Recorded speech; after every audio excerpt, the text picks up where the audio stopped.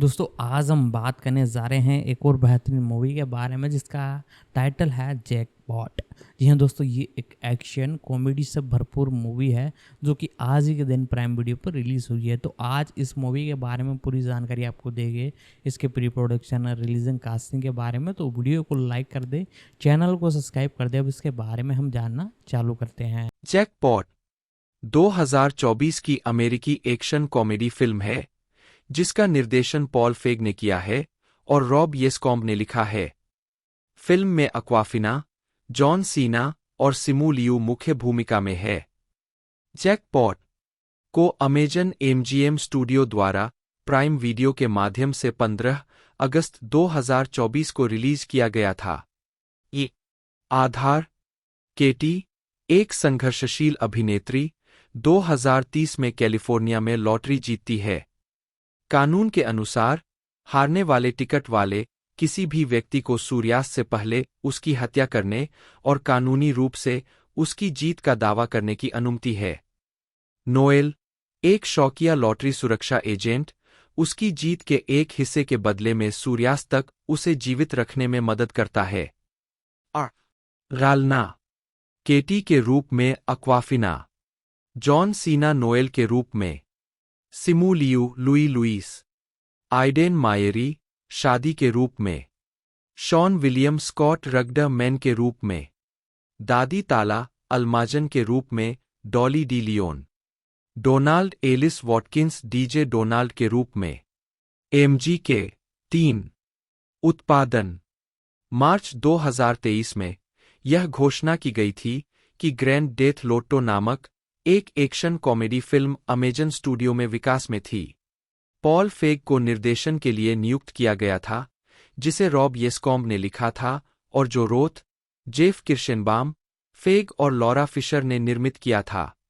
John Cena, Jack Roth और येस्कॉम्ब ने कार्यकारी निर्माता के रूप में काम किया। सीना, अक्वाफिना और सिमू लियू को मुख्य भूमिकाओं में लिया गया।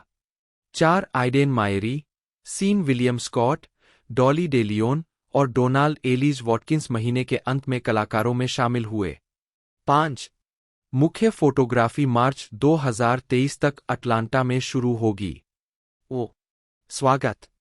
समीक्षा एग्रीगेटर रॉटन टोमाटोज पर फिल्म को 24 आलोचकों के आधार पर 4.4/10 की औसत रेटिंग के साथ 38% रॉटन स्कोर प्राप्त हुआ है। 6 मेटाक्रिटिक पर फिल्म को 8 आलोचकों के आधार पर 100 में से 38 का भारित औसत स्कोर प्राप्त हुआ है, जो आमतौर पर प्रतिकूल समीक्षाओं को दर्शाता है। पॉल फेग बटा FI बटा एक जन्म 17 सितंबर 1962, एक अमेरिकी फिल्म निर्देशक, निर्माता, पटकथा लेखक और अभिनेता है। उन्हें bridesmaids 2011, the heat 2013, spy 2015, Ghostbusters 2016, a simple favour 2018 और लास्ट क्रिसमस 2019 जैसी फिल्मों के निर्देशन के लिए जाना जाता है। वह अक्सर अभिनेत्री मेलिसा मैकार्थी के साथ सहयोग करते हैं। फिग ने comedy series freaks and Geeks 1999 से 2000 और अदर स्पेस 2015 बनाई। उन्होंने arrested development, nurse Jackie, mad main, the office, parks and recreation, 30 rock और वीड्स के कई एपिसोड भी निर्देशित किए हैं। फ्रीक्स एंड गीक्स पर लेखन के लिए उन्हें 2 प्राइम टाइम एमी अवार्ड्स के लिए और द ऑफिस के निर्माण और निर्देशन के लिए 2 नामांकन मिले। उनकी सबसे उल्लेखनीय अभिनय भूमिकाएं sitcom the Jackie Thomas show 1992 से 1993 में बॉबी व्यान के रूप में, कॉमेडी फिल्म हैवीवेट 1995 में टिम द कैंप काउंसलर और सिटकॉम सबरीना द टीनेज विच 1996 से 1997 में मिस्टर यूजीन पूल के रूप में थीं। प्रारंभिक जीवन। फेग का जन्म रॉयल ओक, मिशिगन में 17 सितंबर 1962 को हुआ था। 2 टेलीफोन ऑपरेटर एलेन एलिजाबेथ नी आर्टिंगस्टॉल और ग्रेटियट एवेन्यू स्टोर के मालिक सैनफोर्ड विलियम फेग के बेटे। 3, 4, 5 वह मिशिगन के माउंट क्लेमेस में एक ईसाई वैज्ञानिक के घर में पले बड़े। 7 सैनफोर्ड का जन्म एक यहूदी परिवार में हुआ था, लेकिन एलेन से शादी करने के लिए उन्होंने ईसाई विज्ञान को अपना लिया, जिनसे उनकी मुलाकात एक चर्च के सामाजिक कार्यक्रम में हुई थी। 389 आजीविका 1986 से 2010 प्रारंभिक करियर फ्रीक्स एंड गीक्स और निर्देशन की शुरुआत। वेन स्टेट यूनिवर्सिटी में 1 साल बिताने के बाद फिग लॉस एंजल्स चले गए और दक्षिणी कैलिफोर्निया विश्वविद्यालय में स्थानांतरित हो गए। उन्होंने यूनिवर्सल स्टूडियो हॉलीवुड में एक टूर गाइड के रूप में भी काम किया, एक स्टैंड अप कॉमेडी एक्ट में काम किया और विभिन्न टेलीविजन शो में छोटी भूमिकाएं निभाईं। 10 फिग कई फिल्मों में भी नजर आए, जैसे स्की पेट्रोल 11 और 1995 की फिल्म हैवीवेट में बेन स्टिलर के साथ एक भूमिका में, जिसमें उन्होंने कैंप काउंसलर टिम की भूमिका निभाई। सबरीना द टीनेज विच के पहले सीजन में फिग ने सबरीना के विज्ञान शिक्षक मिस्टर यूजीन पूल का किरदार निभाया था। हेवीवेट के सहपटकथाकार जुड अपाटो के साथ फिग ने मिशिगन के क्लिंटन टाउनशिप के चिप्पेवा वैली हाई स्कूल में अपने अनुभवों से प्रेरित होकर अल्पकालिक कॉमेडी श्रृंखला फ्रीक्स एंड गीक्स बनाई। यह शो 1999 से 2000 के टेलीविजन सीजन के दौरान एनबीसी पर प्रसारित हुआ। 18 एपिसोड पूरे हो गए थे, लेकिन केवल 12 प्रसारित होने के बाद श्रृंखला रद्द कर दी गई थी।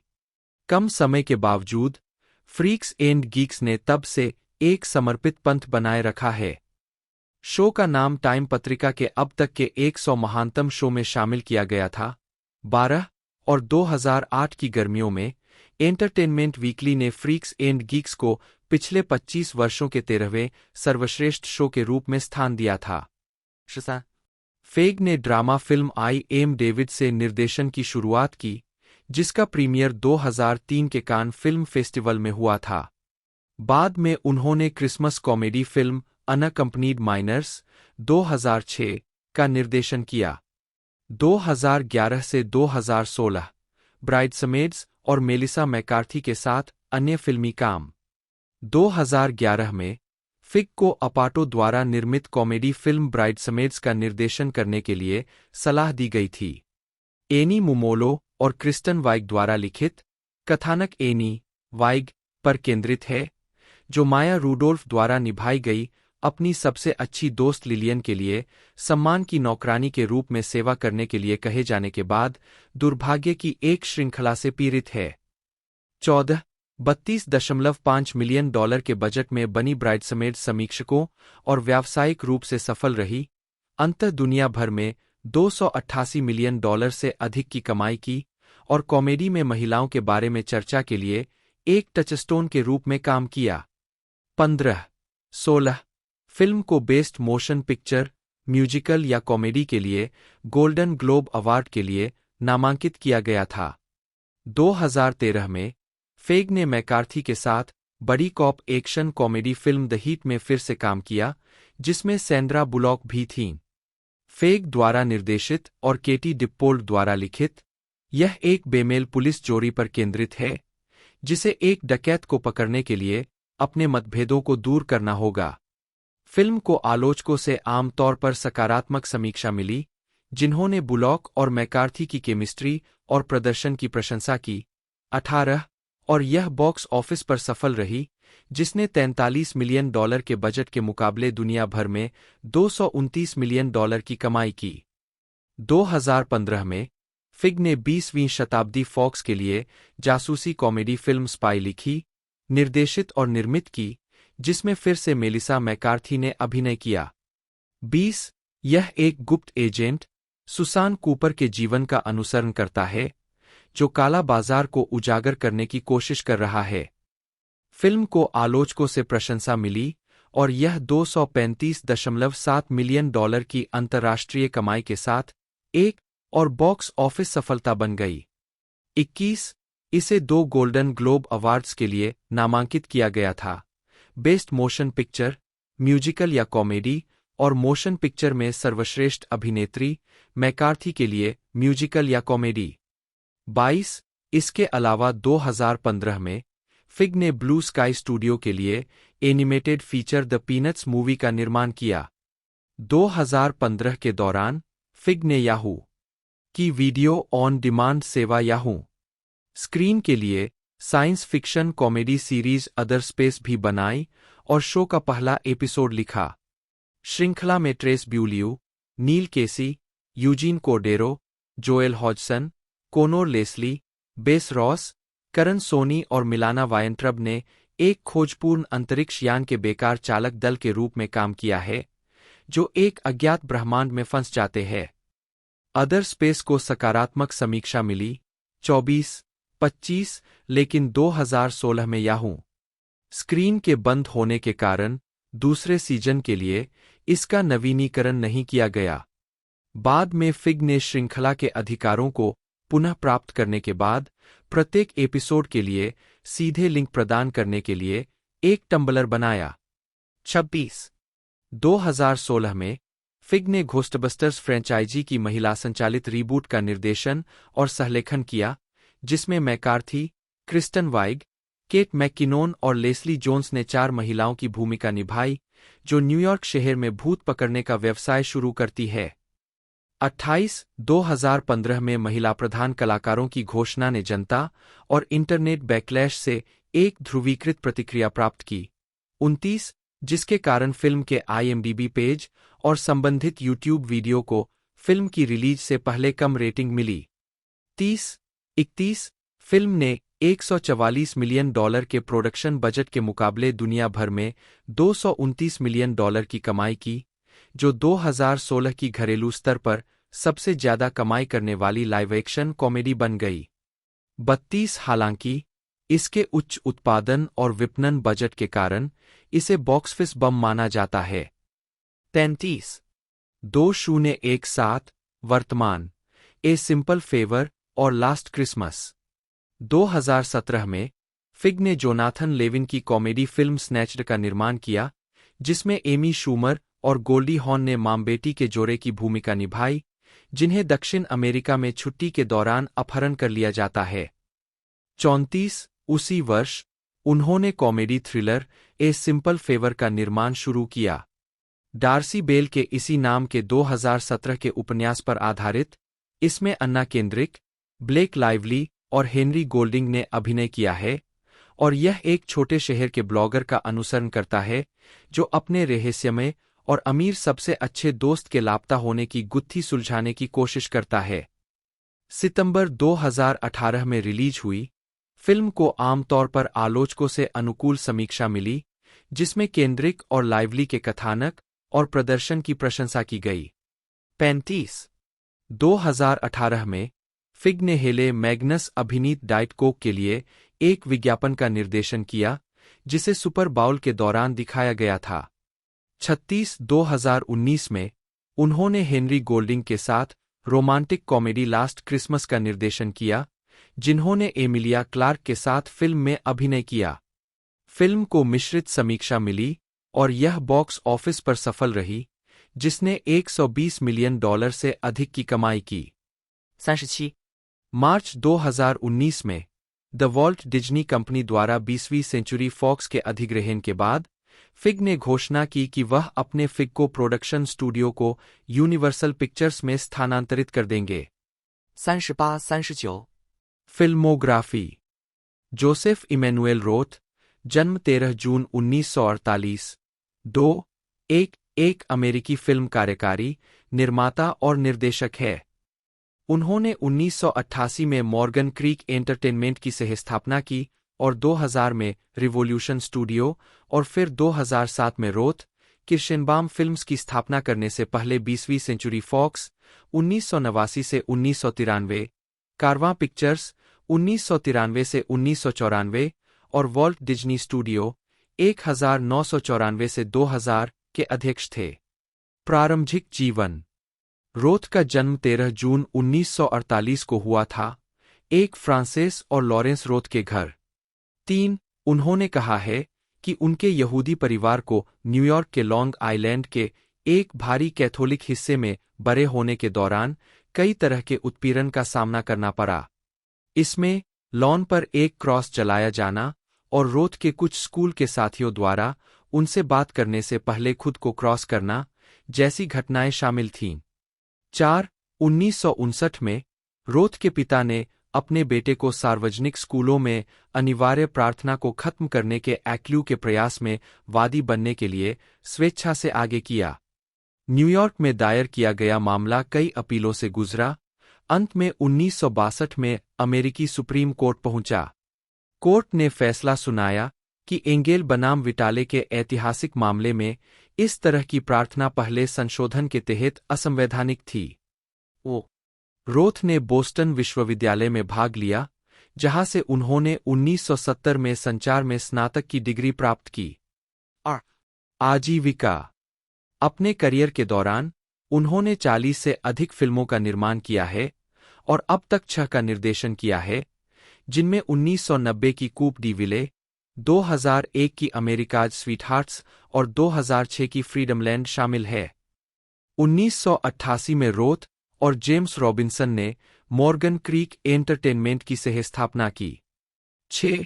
यह नाम रोथ की पसंदीदा film the miracle of Morgan creek से आया था। 7. कंपनी के पास यंग गन्स और मेजर लीग सहित बॉक्स ऑफिस हिट थे। 1989 में रोथ 20वीं सेंचुरी फॉक्स के अध्यक्ष बने, जो उनके अधीन बहुत सफल रहा, जिसमें होम अलोन, डाई हार्ड 2 और व्हाइट मैन कैंट जंप जैसी हिट फिल्में शामिल थीं। जुलाई 1992 में उनका अनुबंध समाप्त हो गया, लेकिन वे फॉक्स इंक के अध्यक्ष बैरी डिलर के वर्ष की शुरुआत में पद छोड़ने के कारण पद पर बने रहने के लिए सहमत हो गए। बाद में उन्होंने नवंबर 1992 में घोषणा की कि वे वॉल्ट डिज्नी स्टूडियो में एक स्वतंत्र प्रोडक्शन कंपनी स्थापित करने के लिए फॉक्स छोड़ रहे हैं। 1992 में उन्होंने रोजर बिर्नबाम के साथ कारवां पिक्चर्स की सहस्थापना की, जिसका वॉल्ट डिज्नी स्टूडियो के साथ एक प्रोडक्शन डील था। रोथ 24 अगस्त 1994 को डिज्नी स्टूडियो के प्रमुख बन गए। 10. डिज्नी के सीईओ माइकल आइजनर जेफरी कैचेनबर्ग को रोथ के साथ डिज्नी स्टूडियो के प्रमुख के रूप में बदलने के लिए इतने दृढ़ थे कि उन्होंने आई लव ट्रबल के लिए $15 मिलियन की लागत के कर्ज को माफ कर दिया और डील के तहत 21 अप्रकाशित फिल्मों के लिए रोथ को $40 मिलियन की फीस का भुगतान किया। 11. प्रीमियर मैगजीन की 2003 हॉलीवुड पावर लिस्ट में 6वें स्थान पर रहे रोथ ने 76वें वार्षिक अकादमी पुरस्कार का निर्माण किया। रोथ ने अक्टूबर 2007 में घोषणा की कि जब सोनी पिक्चर्स के साथ रिवोल्यूशन का वितरण सौदा समाप्त हो जाएगा, तो वह रिवोल्यूशन स्टूडियो से अलग होकर अपनी खुद की प्रोडक्शन कंपनी रोथ फिल्म्स का गठन करेंगे। 13 नवंबर 2007 को रोथ को पॉल एलन के साथ सिएटल, वाशिंगटन स्थित मेजर लीग सॉकर फ्रेंचाइज के बहुसंख्यक मालिक के रूप में पेश किया गया था। सिएटल साउंडर्स एफसी, जो लुमेन फील्ड को अपना घर कहता है, ने 2009 में नियमित सीजन खेलना शुरू किया। 12 नवंबर 2015 को रोथ ने बहुसंख्यक स्वामित्व एड्रियन हनाउर को सौंप दिया। व्यक्तिगत जीवन। रोथ की शादी डोना आर्कॉफ से हुई थी, जिनके पिता फिल्म निर्माता सैमुअल जेड आर्कॉफ थे। 12. उनके 3 बच्चे हैं। परिवार डोलोरेस डेल रियो हाउस में रहता था, जिसे आर्किटेक्ट डगलस होनोल्ड ने Irish production designer Cedric Gibbons और मैक्सिकन अभिनेत्री डोलोरेस डेल रियो के लिए 1929 में Pacific Palisades, Los Angeles, California में डिजाइन किया था। 13. 2021 में रोथ ने 5514 वर्ग फुट 512.3 मीटर 1960 के दशक के मिड सेंचुरी घर के लिए $23 मिलियन का भुगतान किया, जिसे डैन ड्वॉर्स्की द्वारा डिजाइन किया गया और बेवर्ली हिल्स में वाल्डो फर्नांडीज द्वारा पुनर्निर्मित किया गया। 14. फिल्मोग्राफी। पतली परत।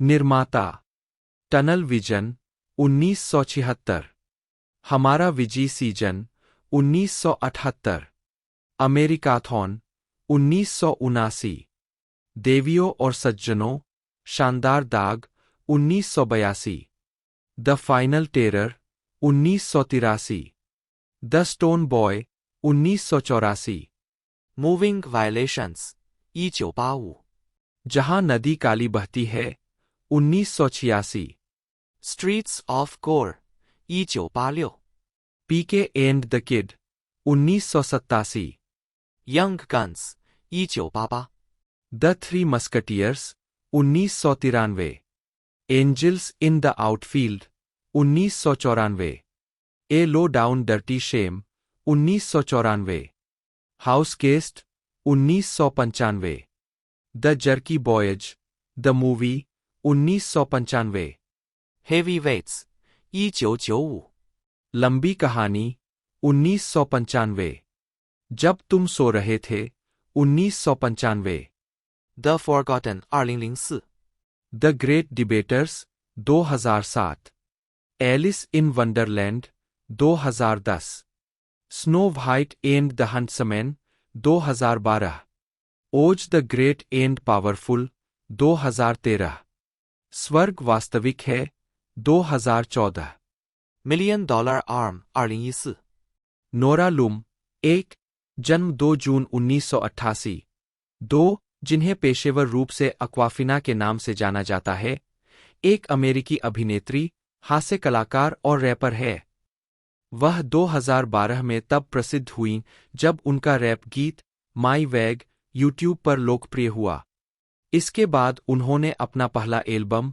येलो रेंजर 2014 रिलीज किया और MTV comedy series girl core 2014 से 2015 में दिखाई दीं उन्होंने comedy neighbours 2 sorority rising 2016 ocean 8 2018 crazy rich Asian 2018 और जुमांजी द नेक्स्ट लेवल 2019 में सहायक भूमिकाओं के साथ फिल्मों में विस्तार किया The Fairway 2019 2020 से Awkwafina Comedy Central series Awkwafina is Nora from Queens की सहनिर्माता लेखिका और कार्यकारी निर्माता रही है जहां वह खुद का एक काल्पनिक संस्करण भी निभाती है 2021 में उन्होंने मार्वल सिनेमैटिक यूनिवर्स की superhero film शांगची and the Legend of the ten rings में कैटी का किरदार निभाया 3 उन्होंने एनिमेटेड फिल्मों storks 2016 the angry birds movie 2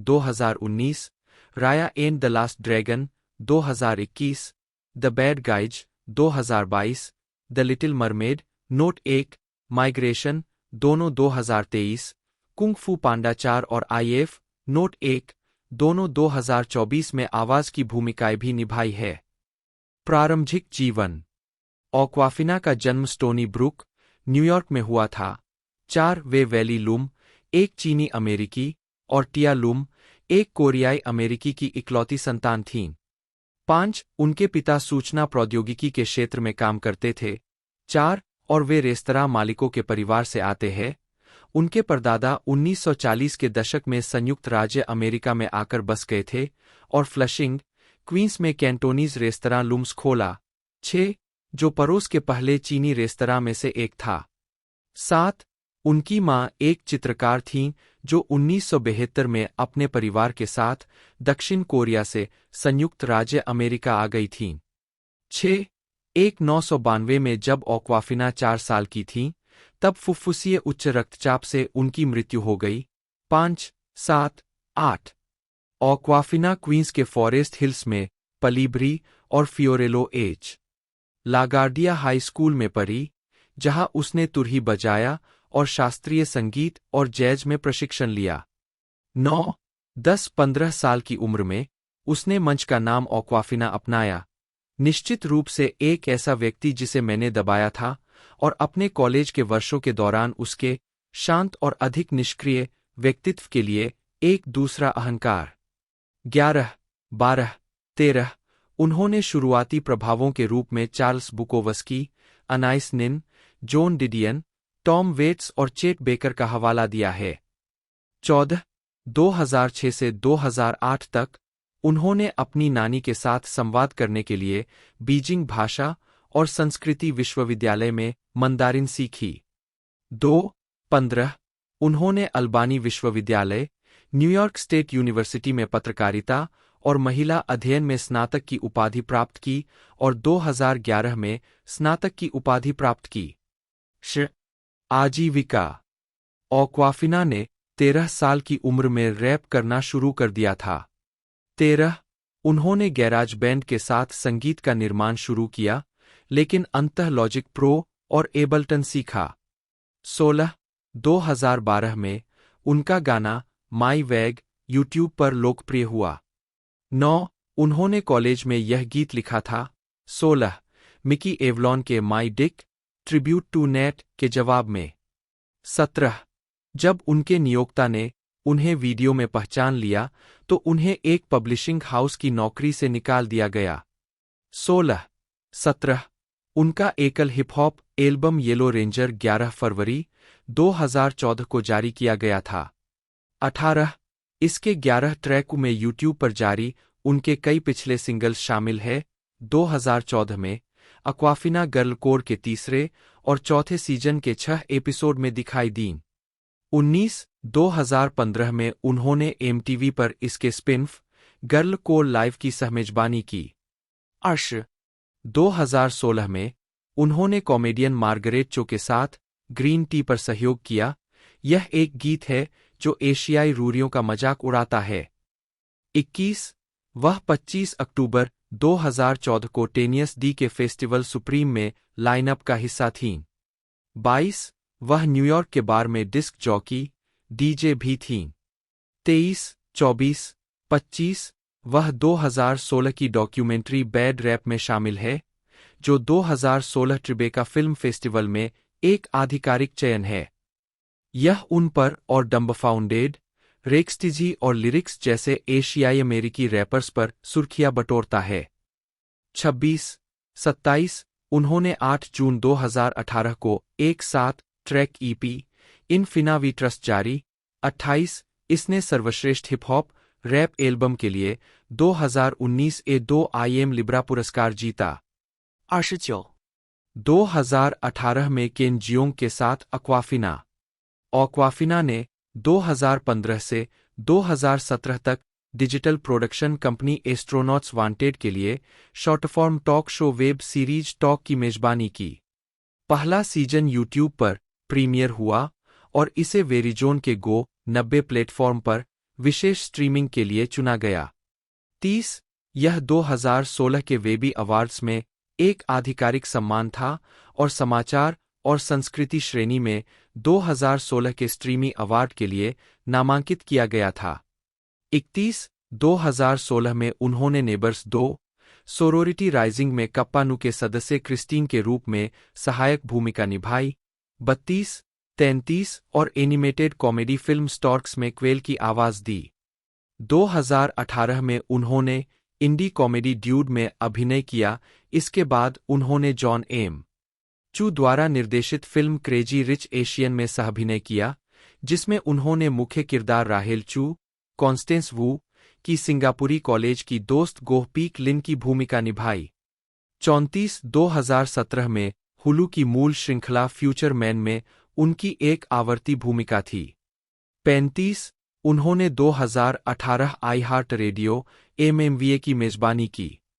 सिमूलियू बटा SIMULI जेयू बटा सी मूली यो 2 चीनी, जन्म 19 अप्रैल 1989, एक कनाडाई अभिनेता है। उन्हें 2021 की Marvel Cinematic universe film शांगची and the Legend of the 10 rings में शांगची का किरदार निभाने के लिए जाना जाता है। उन्होंने 2016 से 2021 तक CBC television sitcom KIMS convenience में जंग किम की भूमिका भी निभाई। 3 और बारबी 2023 में केन डॉल में से एक। 4 ब्लड एंड वाटर में अपने काम के लिए उन्हें एक्ट्रा अवार्ड्स और कैनेडियन स्क्रीन अवार्ड्स में नामांकन मिला। 2022 में लियू ने संस्मरण वी वेयर ड्रीमर्स लिखा। 6 और उन्हें टाइम के दुनिया के 100 सबसे प्रभावशाली लोगों में से एक कलाकार अनुभाग में नामित किया गया। 7 प्रारंभिक जीवन। लियू का जन्म 19 अप्रैल 1989 को चीन के हार्बिन में जेनिंग और झेंग लियू के बेटे के रूप में हुआ था। उनके माता पिता की मुलाकात बीजिंग में विश्वविद्यालय में पढ़ते समय हुई थी, जहां उन्होंने दोनों ने इंजीनियरिंग की पढ़ाई की थी। उनके पिता जेनिंग PhD की पढ़ाई करने के लिए संयुक्त राज्य अमेरिका चले गए थे, जबकि उनकी मां बीजिंग में काम करती थीं और लियू का पालन पोषण 5 साल की उम्र तक उनके दादा दादी ने चीन के हार्बिन में एक छोटे से अपार्टमेंट में दिन के ज्यादातर समय बिना पानी के किया, जहां की परिस्थितियां उन्हें सुखद और सुखद लगीं। 8-9 बाद में लियू अपने माता पिता के पास कनाडा चले गए, जहां उनके माता पिता ने बर्तन धोने का काम करके उनकी छात्रवृत्ति को पूरा किया और अंततः सफल एरोस्पेस इंजीनियर बन गए। वे सबसे पहले किंगस्टन, ओंटारियो पहुंचे, जहां उनके पिता क्वींस यूनिवर्सिटी में डॉक्टरेट की पढ़ाई पूरी कर रहे थे। 6 बाद में लियू का पालन पोषण मिसिसॉगा, ओंटारियो में हुआ। 18अपने संस्मरण वी वेयर ड्रीमर्स में लियू ने अपने माता पिता द्वारा चीन की सांस्कृतिक क्रांति में बड़े होने के दौरान अनुभव किए गए अभाव और आघात के बारे में लिखा। 8 और उनके बाद की टाइगर पेरेंटिंग शैली। उन्होंने कहा कि उन्हें लगा कि वे उनके जीवन से खुशी या आनंद को दूर करना चाहते थे और उन अपेक्षाओं के भार को याद करते हैं जिन्हें वे असंभव मानते हैं। स्टार चाइल्ड, अध्ययनशील, अकादमिक, आज्ञाकारी बेटा बनना, कथित असफलताओं के लिए अपमानित और शारीरिक रूप से दंडित किया जाना।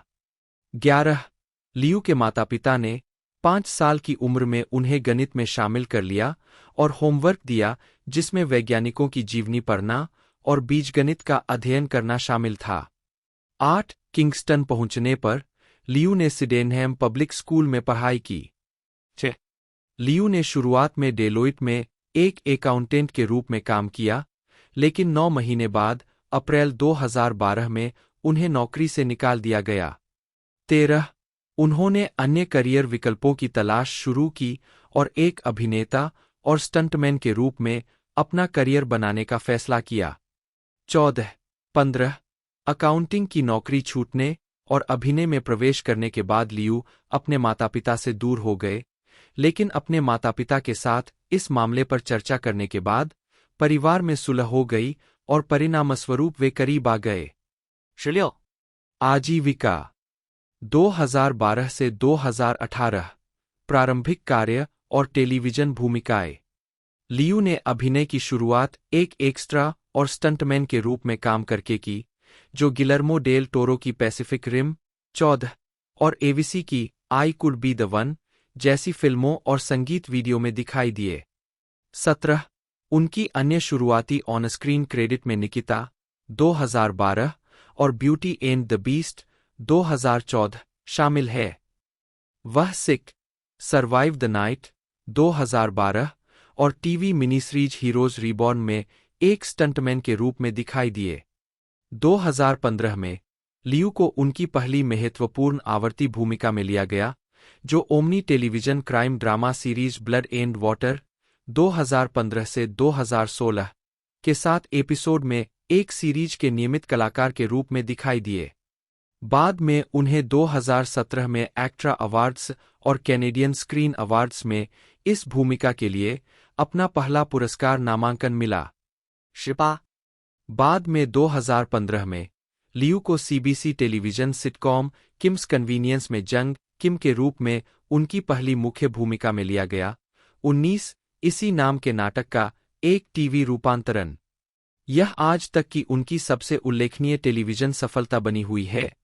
इस श्रृंखला को अंतर्राष्ट्रीय स्तर पर कई पुरस्कारों के लिए नामांकित किया गया और जीता गया, जिसमें 2018 के कनाडाई स्क्रीन अवार्ड्स में सर्वश्रेष्ठ कॉमेडी सीरीज और 2019 सियोल इंटरनेशनल ड्रामा अवार्ड्स में सबसे लोकप्रिय विदेशी ड्रामा शामिल है। लियू ने 2021 में इसके समापन तक श्रृंखला में अभिनय किया। 2016 में लियू को पूर्व सीआईए विश्लेषक फारोन के रूप में एक आवर्ती भूमिका में लिया गया था, जो कि वास्तविक जीवन के पूर्व विश्लेषक रॉडनी फारोन पर आधारित था। एनबीसी प्रीक्वल सीरीज टेकन में लियाम नीसन अभिनीत फिल्म फ्रेंचाइजी पर आधारित थी। 20 मुख्य और आवर्ती भूमिकाओं में शामिल होने के बावजूद लियू कई टेलीविजन शो में एक अतिरिक्त कलाकार के रूप में दिखाई देते रहे। Hit BBC space series orphan black के एक एपिसोड में और साथ ही कनाडाई विज्ञान कथा श्रृंखला डार्क मैटर में भी दिखाई दिए। उद्धरण वांछित 2017 में लियू स्लेशर के दूसरे सीजन के साथ साथ city TV mini series bad blood में भी आवर्ती पात्रों के रूप में दिखाई दिए। 21 2018 में वह science fiction television series the expense 22, 23 और वोंग फू प्रोडक्शंस की यूट्यूब सीरीज यप्पी में दिखाई दिए। 24 2019 वर्तमान हालिया कार्य और Marvel Cinematic Universe 2019 San Diego Comic Con में लियू 2019 की शुरुआत में लियू ने एबीसी के फ्रेश ऑफ द बोट के 100वें एपिसोड में विली नामक एक नूडल विक्रेता के रूप में अतिथि भूमिका निभाई। 25 उन्होंने क्वींस की TV series Awkwafina is Nora के एक एपिसोड में गार्बेज बॉय के रूप में अतिथि भूमिका भी निभाई।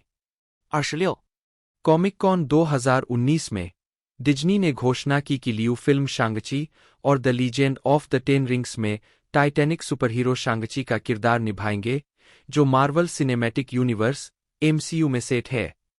शांगची और the Legend of the ten rings एशियाई प्रधान कलाकारों वाली मार्वल की पहली फिल्म है। 27 लियू ने दिसंबर 2018 में ट्विटर पर भूमिका निभाने के बारे में पूछा था, जब फिल्म के विकास में होने का खुलासा हुआ था।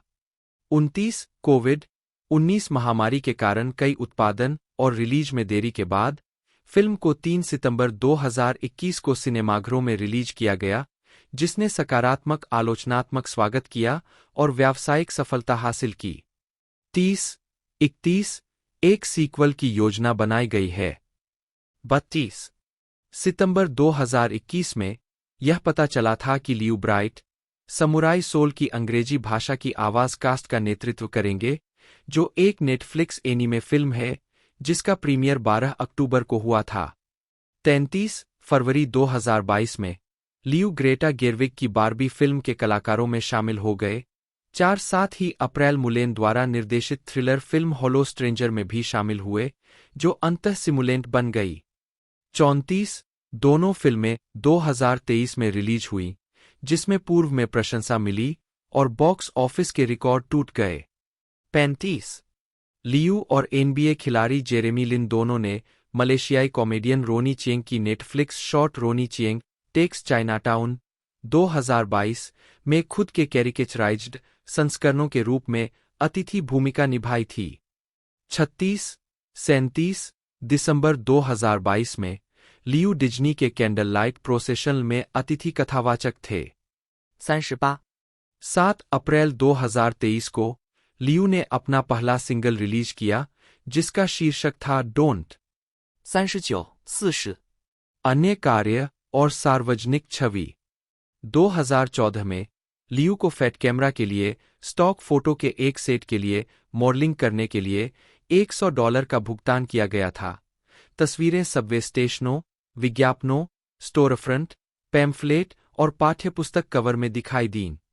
2021 में लियू की मुख्यधारा की अभिनय सफलता पर तस्वीरों को व्यापक मीडिया कवरेज मिला। 41-42 लियू एक फिल्म निर्माता और लेखक भी है। इस क्षेत्र में लियू का पहला काम ओपन जिम था, एक लघु फिल्म जिसे उन्होंने लिखा, निर्देशित, निर्मित और अभिनय किया, जो 2013 के टोरंटो रील एशियाई अंतर्राष्ट्रीय फिल्म महोत्सव में पहली बार प्रदर्शित हुई। उन्होंने क्रिम्सन डिफेंडर बनाम द स्लाइटली रेसिस्ट फैमिली 2015 सहित कई अन्य शॉर्ट्स का निर्देशन, निर्माण और लेखन किया है। 2016 में लियू ने ब्लड एंड वाटर लिखने में मदद की, जिसके दौरान उन्होंने शो की कहानी को ब्रेक करने में मदद की और इसके दूसरे सीजन के लिए एक एपिसोड लिखा। 2017 में लियू ने वोंग फू प्रोडक्शंस के साथ उनकी शॉर्ट मीटिंग मम्मी 2017 पर काम किया, जिसे उन्होंने टीना जंग के साथ लिखा और निर्मित किया। इसे फरवरी 2018 में वोंग फू प्रोडक्शंस के यूट्यूब चैनल पर रिलीज किया गया था। 44-45 दिसंबर 2017 में लियू ने मैकलीन की पत्रिका के लिए एक अप्रवासी परिवार में पलेब्रे अपने अनुभवों के बारे में लिखा। यह लेख जनवरी 2018 के अंक में छपा। 46 उनका संस्मरण We Were Dreamers, an immigrant superhero origin story 17 मई 2022 को हार्पर कॉलिंस द्वारा प्रकाशित किया गया था। 47 मार्च 2021 में लियू ने वैरायटी में एक कॉलम प्रकाशित किया जिसमें एशियाई घृणा अपराधों के प्रभावों और कैसे चीनी वायरस जैसी बयानबाजी सभी एशियाई लोगों के प्रति घृणा को बढ़ावा देती है, न कि केवल चीनी लोगों के प्रति। 48. लियू को टाइम पत्रिका की 2022 में दुनिया के 100 सबसे प्रभावशाली लोगों की वार्षिक सूची में शामिल किया गया था। 49 लियू को हॉलो में से एक नामित किया गया था कि 50 सबसे खूबसूरत कनाडाई और 2017 और 2018 में 25 सबसे हॉट बैचलर्स। 50, 51, 52 मई 2021 में लियू 2010 में जेटली के बाद से एक दशक से अधिक समय में मेंस हेल्थ पत्रिका को कवर करने वाले पहले पूर्वी एशियाई व्यक्ति बने। 53 नवंबर 2021 में लियू सैटरडे नाइट लाइव की मेजबानी करने वाले चीनी मूल के चौथे अभिनेता बने।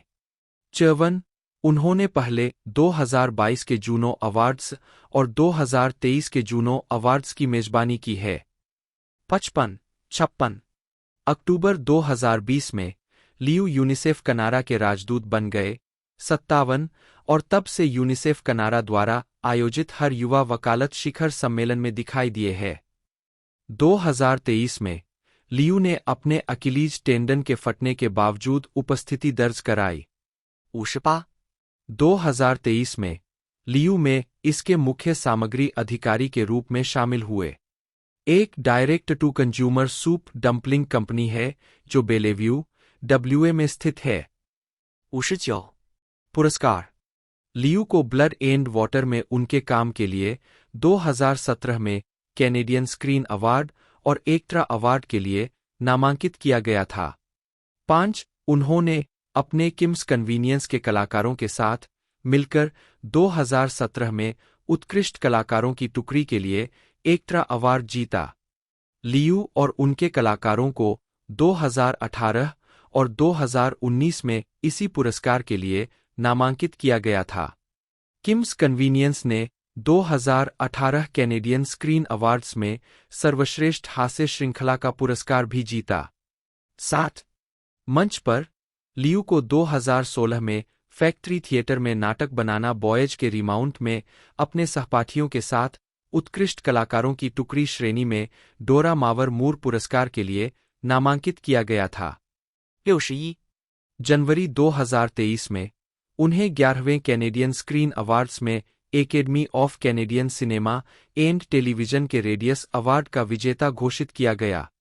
62 उन्होंने 2022 जूनो अवार्ड्स के लिए लाइव एंटरटेनमेंट स्पेशल में सर्वश्रेष्ठ होस्ट के लिए कैनेडियन स्क्रीन अवार्ड भी जीता। 63.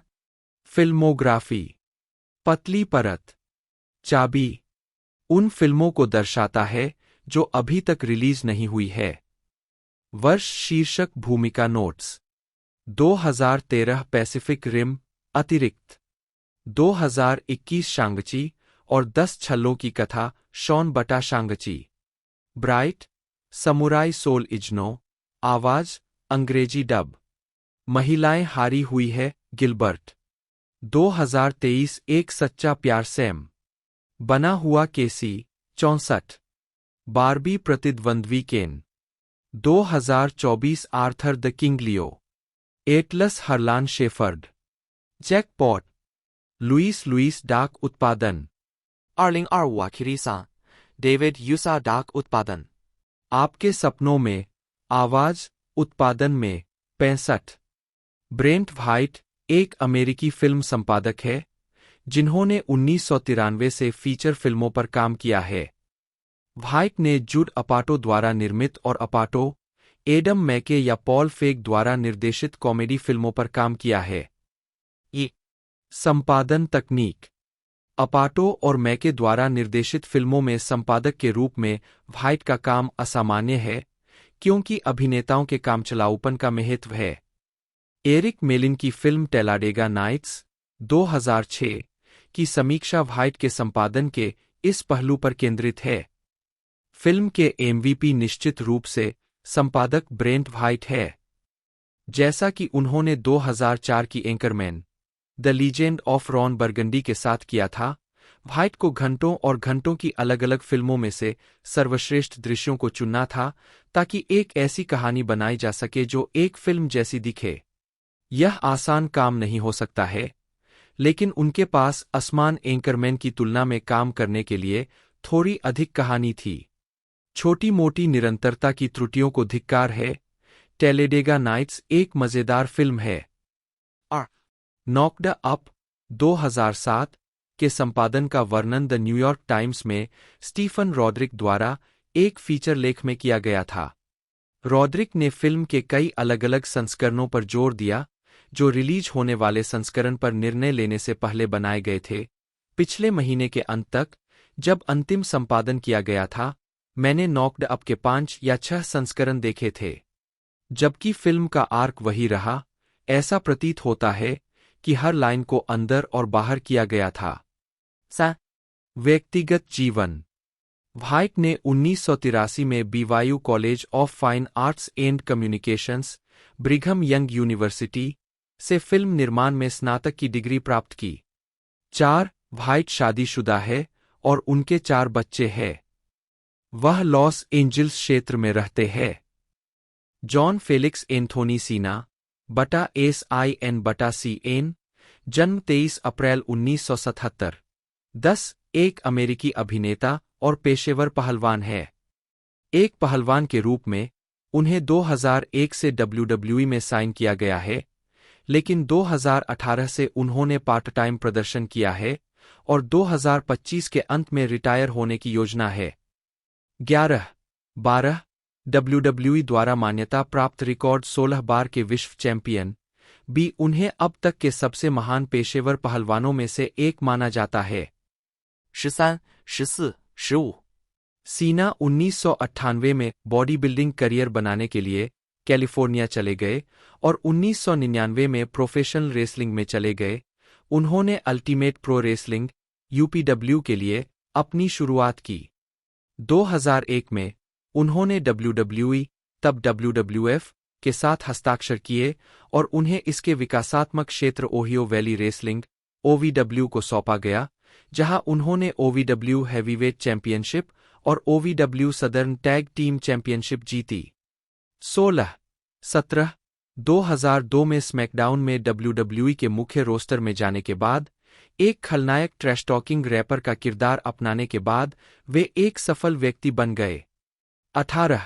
19. 2005 में अपनी पहली WWE चैंपियनशिप जीतने के बाद उन्होंने एक साफ सुथरे नायक 22. सीना ने WWE चैंपियनशिप को रिकॉर्ड 13 बार और वर्ल्ड हैवीवेट चैंपियनशिप को 3 बार अपने नाम किया है। वह 5 बार WWE यूनाइटेड स्टेट्स चैंपियन, 2 बार WWE टैग टीम चैंपियन, 2 बार वर्ल्ड टैग टीम चैंपियन, 2 बार रॉयल रंबल विजेता और 1 बार मनी इन द बैंक विजेता भी है। उन्होंने कई प्रमुख WWE पेपरव्यू को हेडलाइन किया है, जिसमें 5 बार इसके प्रमुख इवेंट रेसलमेनिया को हेडलाइन करना शामिल है। उनके करियर को आलोचकों और दर्शकों की मिलीजुली प्रतिक्रिया मिली है, जिसमें उनके किरदार के काम और प्रचार कौशल की प्रशंसा की गई है, लेकिन अन्य पहलवानों के सापेक्ष उनके कथित अतिप्रतिनिधित्व और ऑनस्क्रीन प्रभुत्व के लिए आलोचना की गई है। 21. सीना की पहली अभिनीत फिल्म भूमिका द मरीन 2006 में थी और बाद में उन्होंने ट्रेनव्रेक 2015, फर्डिनेंड 2017, ब्लॉकर्स 2018 और बम्बलबी 2018 में अपने प्रदर्शन के लिए प्रशंसा प्राप्त की। 23. उन्होंने F9 2021 और फास्ट एक्स 2023 में जैकब टोरेटो के रूप में अभिनय किया और द सुसाइड स्क्वाड 2021 और इसी नाम की टेलीविजन श्रृंखला 2022 वर्तमान में पीसमेकर की भूमिका निभाई। उन्होंने 2005 में अपना एकमात्र studio album you can't see me release किया। मनोरंजन में अपने काम के बाहर उन्हें धर्मार्थ कार्यों में शामिल होने के लिए जाना जाता है, विशेष रूप से मेक ए विश फाउंडेशन के लिए 650 से अधिक इच्छाओं को पूरा करना। 24 प्रारंभिक जीवन। जॉन फेलिक्स एंथोनी सीना का जन्म 23 अप्रैल 1977 को वेस्ट न्यूबरी, मैसाचुसेट्स में हुआ था। 25 उनके पिता कैरोल नी लुपियन और पूर्व कैओटिक रेसलिंग रिंग उद्घोषक जॉन जोसेफ सीना थे। 26 उनकी मां अंग्रेजी और फ्रेंच कनाडाई वंश की है, जबकि उनके पिता इतालवी वंश के हैं। 27 उनका एक बड़ा भाई डैन है और 3 छोटे भाई हैं, जिनका नाम मैट, स्टीव और सीन है। 28 उनका पालन पोषण रोमन कैथोलिक हुआ। उनके नाना बेसबॉल खिलाड़ी टोनी लुपियन थे। 29 जबकि उनके परदादा व्यवसायी यूलिसिस जे लुपियन थे। 27 वह कंप्यूटर वैज्ञानिक नताली एनराइट जेरगर के चचेरे भाई भी है। 26 स्कूल में उन्हें चिढ़ाया जाता था और मारा पीटा जाता था, जिसके कारण 12 साल की उम्र में उन्होंने अपने माता पिता से भारोत्तोलन बेंच मांगी। 27 सीना की शिक्षा लॉरेंस, मैसाचुसेट्स के सेंट्रल कैथोलिक हाई स्कूल में हुई। उसके बाद वे एशबर्नम, मैसाचुसेट्स के private prep boarding school Cushing Academy में चले गए। इसके बाद उन्होंने स्प्रिंगफील्ड, मैसाचुसेट्स में स्प्रिंगफील्ड कॉलेज में दाखिला लिया। 30 जहां वे NCAA division 3 all American centre और फुटबॉल टीम के कप्तान थे। 31 उन्होंने 1999 में एक्सरसाइज फिजियोलॉजी और बॉडी मूवमेंट में डिग्री के साथ स्नातक की उपाधि प्राप्त की। 33 जिसके बाद उन्होंने बॉडी बिल्डिंग करियर को अपनाया। 32 और लिमोसिन ड्राइवर के रूप में काम किया।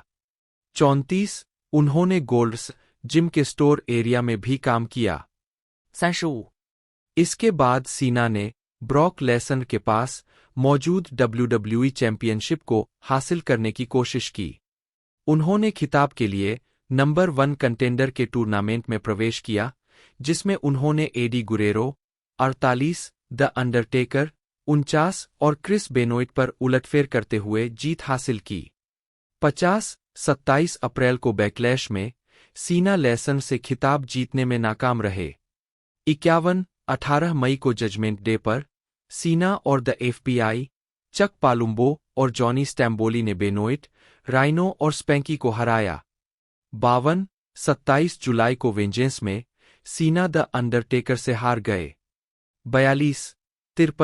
19 अक्टूबर को नो मर्सी में कर्ट एंगल से हारने के बाद 54 सीना प्रशंसकों के पसंदीदा बन गए, जब वे 16 नवंबर को सर्वाइवर सीरीज में एंगल की टीम के सदस्य के रूप में शामिल हुए। 55 जनवरी 2005 में सीना अपनी customised United States Championship belt के साथ। सीना ने 25 जनवरी 2004 को रॉयल रंबल मैच में हिस्सा लिया, लेकिन बिग शो के हाथों हार गए। 15 फरवरी को नो वे आउट में सीना ने रेसलमेनिया XX में WWE चैंपियनशिप के लिए ट्रिपल थ्रेट मैच में बिग शो और कर्ट एंगल का सामना किया, जिसे सीना एंगल से सबमिशन के जरिए हार गए। 14 मार्च को रेसलमेनिया में सीना ने बिग शो को हराकर यूनाइटेड स्टेट्स चैंपियनशिप जीती, जो WWE में उनकी पहली सिंगल्स चैंपियनशिप थी। 58 उन्होंने 16 मई को जजमेंट डे पर रेने डुप्री के खिलाफ खिताब बरकरार रखा। 59 और 27 जून को द ग्रेट अमेरिकन बैश में डुप्री, रॉब वैन डैम और बुकर टी की भागीदारी वाले फैटल 4-वे मैच में 61 सीना ने बेस्ट ऑफ 5 सीरीज में बुकर टी को हराकर खिताब वापस जीता, जो 15 अगस्त को समरस्लैम में शुरू हुआ। 62 और 3 अक्टूबर को नो मर्सी में समाप्त हुआ। 63 केवल अगले हफ्ते स्मैकडाउन में डेब्यू करने वाले कार्लिटो कैरेबियन कूल के हाथों हारने के लिए। 64 दोनों ने एक झगड़ा शुरू किया, जिसके परिणामस्वरूप सीना को कथित तौर पर कार्लिटो के अंगरक्षक जेसुस द्वारा बोस्टन क्षेत्र के नाइट क्लब में गुर्दे में चाकू मार दिया गया। इस चोट का इस्तेमाल सीना को 1 महीने तक कार्रवाई से बाहर रखने के लिए किया गया था, जब वह द मरीन को फिल्मा रहे थे। 41 14 नवंबर को सर्वाइवर सीरीज में लौटने के बाद सीना 65 उन्होंने 12 दिसंबर को आर्मागेडन में स्ट्रीट फाइट में जेसुस के खिलाफ खिताब बरकरार रखा। 66 WWE चैंपियन 2005 से 2007। 30 जनवरी 2005 को सीना ने रॉयल रंबल मैच में हिस्सा लिया, जिससे वह अंतिम 2 में पहुंच गए। वह और बतिस्ता एक ही समय में टॉप रोप पर गए। पहले तो मैच खत्म हो गया, लेकिन मैच फिर से शुरू हुआ और बतिस्ता ने जीत हासिल की। 20 फरवरी को 9वें आउट में सीना ने कर्ट एंगल को हराकर स्मैकडाउन ब्रांड के रेसलमेनिया 21 के मुख्य इवेंट मैच में जगह बनाई। 68 इस प्रक्रिया में तत्कालीन WWE champion John Bradshaw Layfield JBL और उनके कैबिनेट के साथ झगड़ा शुरू हो गया। झगड़े के शुरुआती चरणों में सीना यूनाइटेड स्टेट्स चैंपियनशिप कैबिनेट सदस्य ऑरलैंडो जॉर्डन से हार गए। 6-9-70 अब स्पिनर WWE चैंपियनशिप बेल्ट के साथ JBL ने मूल टाइटल बेल्ट ले ली और दावा किया कि वह अभी भी WWE चैंपियन है। 25 जब तक कि सीना ने 22 मई को जजमेंट डे पर आई क्विट मैच में उसे हराकर खिताब बरकरार नहीं रखा। 71 सीना को रॉ के 6 जून के एपिसोड में रॉ ब्रांड के लिए चुना गया, जो वार्षिक ड्राफ्ट लॉटरी में चुने जाने वाले पहले पहलवान बन गए। 72 सीना ने 2005 ECW वन नाइट स्टैंड में Extreme Championship Wrestling ECW roster के खिलाफ युद्ध में भाग लेने से इनकार करने के बाद तुरंत रॉ के महाप्रबंधक एरिक बिशॉफ के साथ झगड़ा किया। 26 जून को वेंजेंस में सीना ने क्रिश्चियन और क्रिस जेरिको के खिलाफ ट्रिपल थ्रेट मैच में खिताब बरकरार रखा। 74 बिशॉफ ने रॉ पर सीना के कार्यकाल को कठिन बनाने की कसम खाई। उन्होंने सीना की चैंपियनशिप उनसे लेने के लिए जेरिको को चुना। 25 उनके झगड़े के दौरान भले ही सीना को चेहरे नायक और जेरिको को हील खलनायक के रूप में चित्रित किया गया था, फिर भी लाइव भीड़ का एक मुखर वर्ग उनके मैचों के दौरान जेरिको को चीयर कर रहा था और सीना को हूट कर रहा था, विशेष रूप से 21 अगस्त को समरस्लैम में, जब सीना ने खिताब बरकरार रखने के लिए जेरिको को हरा दिया था। 75 कर्ट एंगल के साथ अपने अगले झगड़े के दौरान भील ने सीना को फिर से हूट किया, जिन्होंने रॉ के 22 अगस्त के एपिसोड में यू आर फायर्ड मैच में सीना द्वारा जेरिको को हराने के बाद बिशॉफ के चुने हुए एक दावेदार के रूप में पदभार संभाला था। 76 25 सीना ने एंगल के साथ अपने झगड़े के माध्यम से WWE चैंपियनशिप को बरकरार रखा। 18 सितंबर को अनफॉरगिवेन में अयोग्यता से उनसे हार गए। 77 1 नवंबर को टैबू ट्यूसडे में एंगल से जुड़े ट्रिपल थ्रेट मैच में शॉन माइकल्स को पिन किया।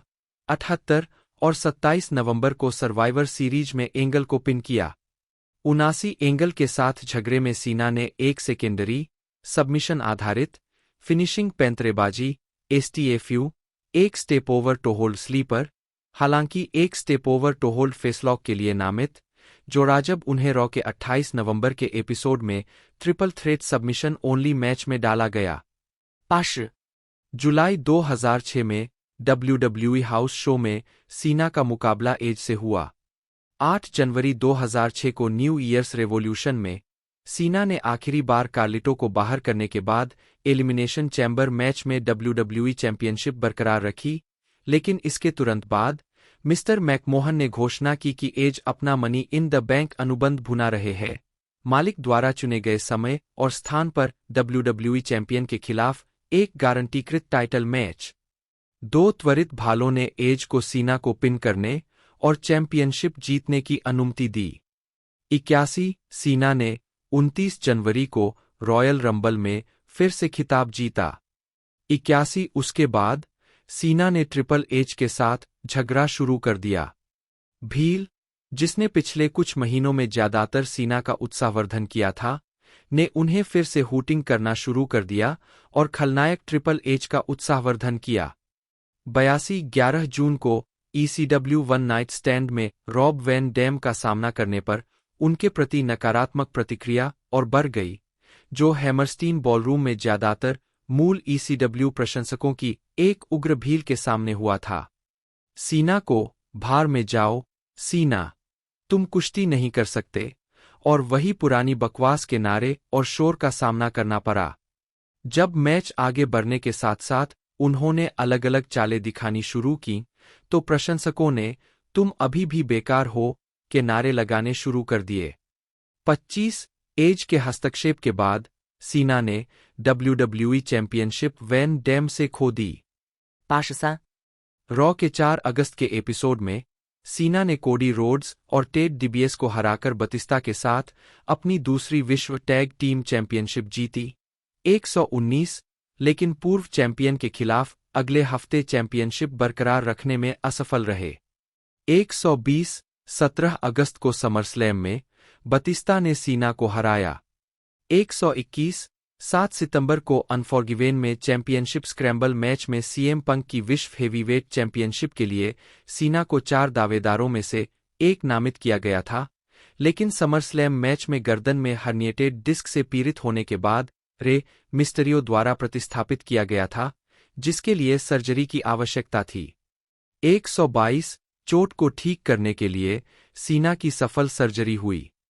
123、124、सीना ने 23 नवंबर को सर्वाइवर सीरीज में अपनी इनरिंग वापसी की और क्रिस जेरिको को हराकर अपनी पहली विश्व हैवीवेट चैंपियनशिप जीती।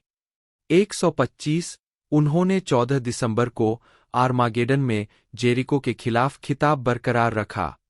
126 25 जनवरी 2009 को रॉयल रंबल में जेबीएल को हराने के बाद 127 सीना 15 फरवरी को नो वे आउट में एज से चैंपियनशिप हार गए, जिन्होंने कोफी किंगस्टन पर हमला किया और एलिमिनेशन चैम्बर मैच में उनकी जगह ले ली। 128 सीना ने 5 अप्रैल को रेसलमेनिया 25 में बिग शो के साथ ट्रिपल थ्रेट मैच में खिताब के लिए अपना रीमैच जीता। 129 उन्होंने 26 अप्रैल को बैकलैश। 130 सीना ने 17 मई को जजमेंट डे पर बिग शो को हराया। 131 और 7 जून को एक्सट्रीम रूल्स में एसटीएफ लगाकर सबमिशन मैच में हराया। 132 बिग शो के साथ सीना के झगड़े के दौरान द मिज ने उन्हें रॉ के 27 अप्रैल के एपिसोड में मैच के लिए चुनौती दी, लेकिन चूंकि सीना चोट के कारण बाहर थे, इसलिए द मिज ने फोरफिट के जरिए एक अनौपचारिक जीत का दावा किया और अगले हफ्तों तक ऐसा करना जारी रखा।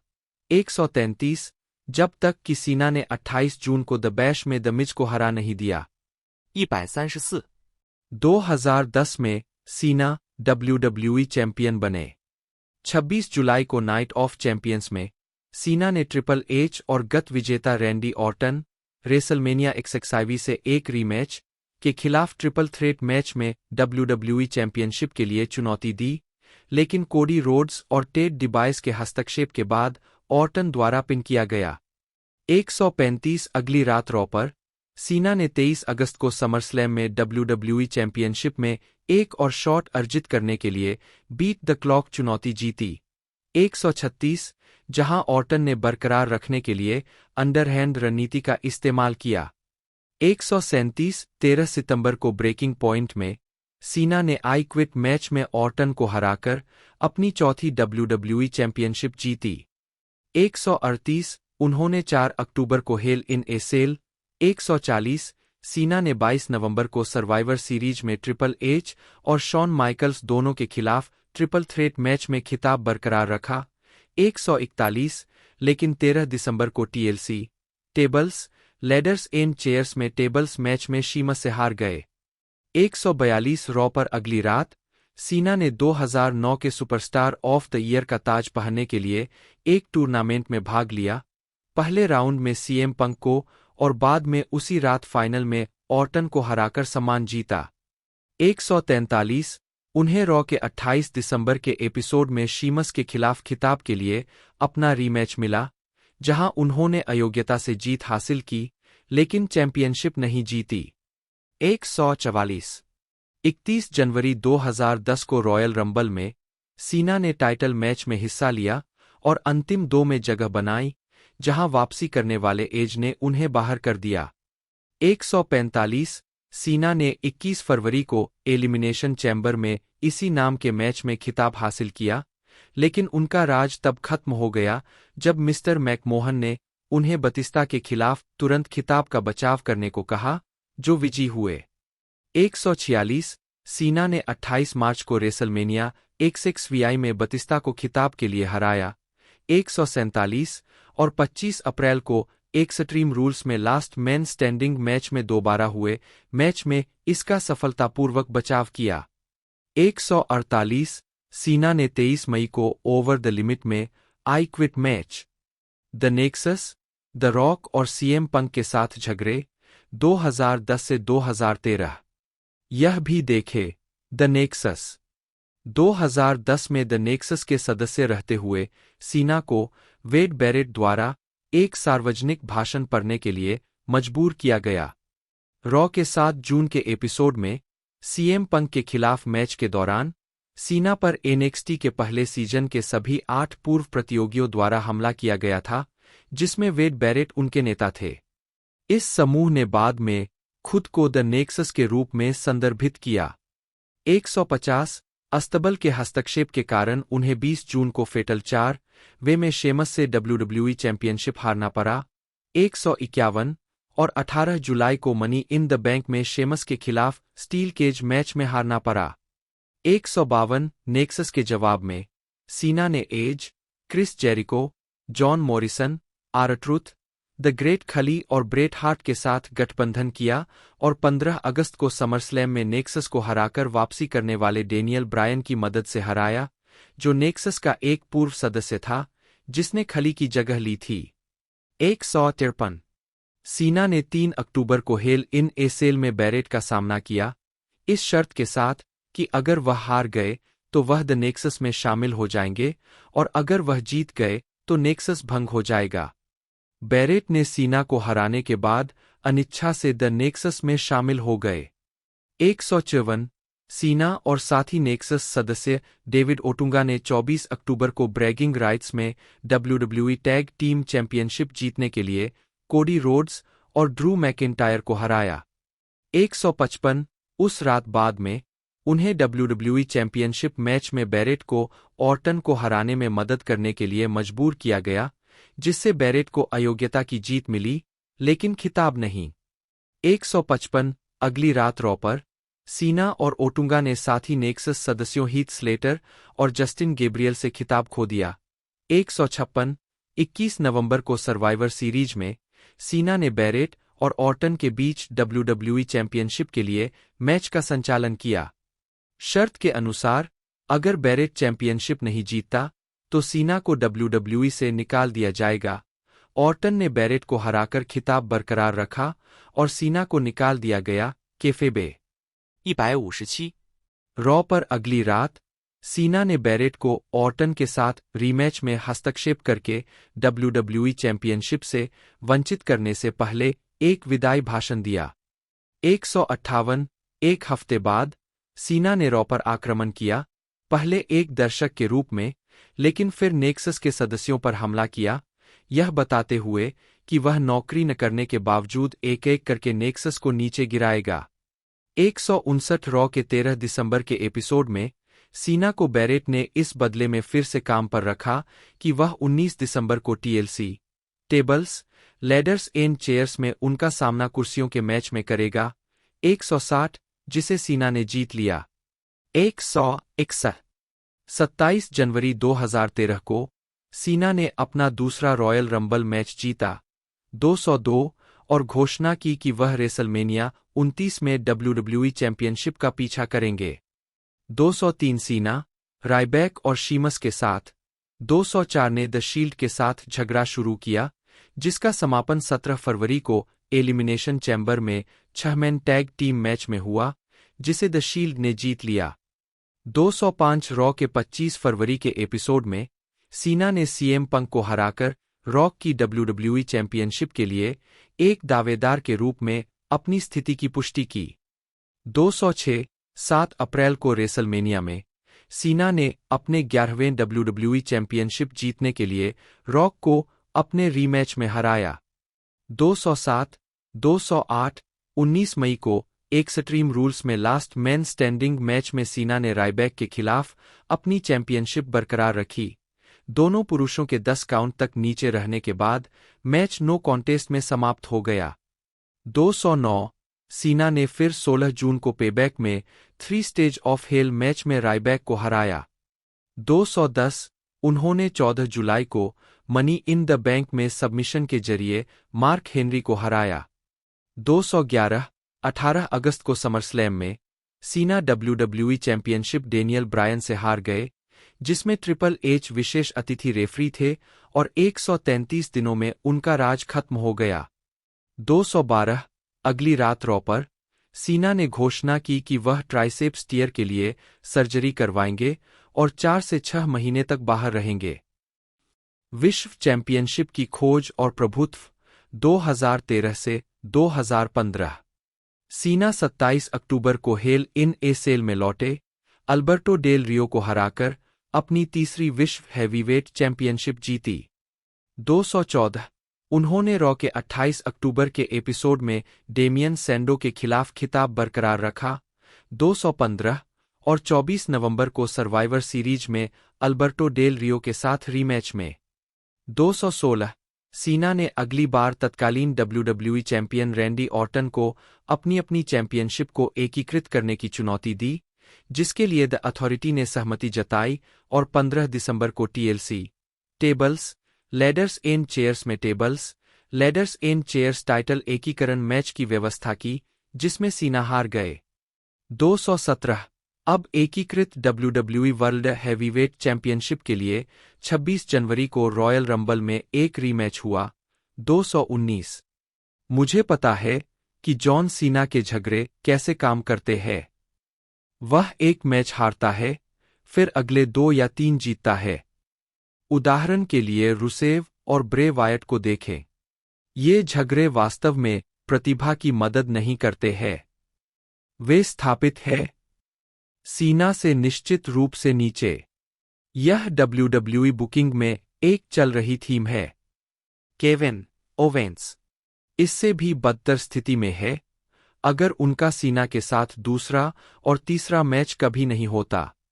ProWrestling.net विश्लेषक विल प्रूएट जुलाई 2015 में 220 एलिमिनेशन चैम्बर के बाद ब्रे वायट ने रेसलमेनिया XXX मैच के लिए सीना की चुनौती स्वीकार कर ली। 221 वायट यह साबित करना चाहते थे कि सीना का वीरतापूर्ण कार्य झूठ के इस युग की विशेषता का दिखावा था और सीना को राक्षस में बदलना चाहते थे। 222 6 अप्रैल को रेसलमेनिया में ल्यूक हार्पर और एरिक रोवन के हस्तक्षेप के बावजूद सीना ने वायट को हरा दिया। 223 रेसलमेनिया के बाद झगड़ा इस कहानी के आधार पर जारी रहा कि वायट सीना के फैनबेस पर कब्जा कर रहे थे, जिसका उदाहरण वायट द्वारा रॉ के 28 अप्रैल के एपिसोड में बच्चों के गायन दल को रिंग में ले जाना था, जहां उन्होंने बाद में भेड़ के मुखौटे पहन लिए थे। 224 4 मई को एक्सट्रीम रूल्स। 225 1 जून को पेबैक में सीना ने वायट को एक अच्छी तरह से प्राप्त लास्ट मैन स्टैंडिंग मैच में हराकर अपने झगड़े को समाप्त कर दिया। सीना ने मैच जीतने के लिए वायट को कई उपकरणों के नीचे दबा दिया। 226रॉ के 16 जून के एपिसोड में सीना ने केन को एक स्ट्रेचर मैच में हराकर 29 जून को मनी इन द बैंक में खाली WWE वर्ल्ड हैवीवेट चैंपियनशिप के लिए लैडर मैच के लिए क्वालिफाई किया, जहां उन्होंने अपनी 15वीं विश्व चैंपियनशिप जीती। 227 उन्होंने 20 जुलाई को बैटलग्राउंड में रोमन रेंस, रैंडी ऑर्टन और केन के खिलाफ फैटल 4-वे मैच में खिताब बरकरार रखा। 228 17 अगस्त को समरस्लैम में सीना एक स्क्वैश मैच में ब्रॉक लेसन से चैंपियनशिप हार गए, जिसके दौरान लेसन ने सीना को 16 सुप्लेक्स और 2 F5 से मारा, जिससे उनका 49 दिनों का राज समाप्त हो गया। 229 सीना ने 21 सितंबर को नाइट ऑफ चैंपियंस के लिए लेसन के खिलाफ अपने टाइटल रीमैच क्लॉज का इस्तेमाल। 230 इसके बाद सीना ने 26 अक्टूबर को हेल इन ए सेल में रॉलिंस का सामना करने के अधिकार के लिए डीन एम्ब्रोज के साथ झगड़ा शुरू कर दिया, लेकिन एम्ब्रोज ने No Holds Barred contract on a pole match में सीना को हराकर अधिकार जीत लिया। 231 WWE वर्ल्ड हैवीवेट चैंपियनशिप के एक दावेदार का निर्धारण करने के लिए सीना ने हेल इन ए सेल मैच में रैंडी ऑर्टन का सामना किया, जिसे सीना ने जीत लिया। 232सीना 2014 में रिकॉर्ड 13 बार WWE चैंपियन बने। रॉ के 27 अक्टूबर के एपिसोड में सीना ने सेना में शामिल होने के लिए द अथॉरिटी के दोस्तों 38% की इसकी रेड टमाटोज की रेटिंग अभी देखने को मिली है और इसे आज के दिन एक तरह से रिलीज़ किया गया है 15 अगस्त 2024 को। तो आप इसे इंडिया के अंदर हिंदी में भी देख पाओगे, साथ ही साथ ये एक तरह से अमेज़ॉन प्राइम वीडियो पर एक तरह से रिलीज़ कर दी गई है और मल्टीपल लैंग्वेजों में इसे डब करके रिलीज़ किया गया है और इंग्लिश में तो ये हमें देखने को ही मिली है। तो आपको यदि हमारी ये वीडियो अच्छी लगती है तो वीडियो को लाइक कीजिएगा। जल्दी ही इसकी एक्सप्लेनेशन की वीडियो भी हम लेकर आने वाले हैं। तो आज की इस वीडियो में दोस्तों इतना ही, मिलते हैं अगले वीडियो में।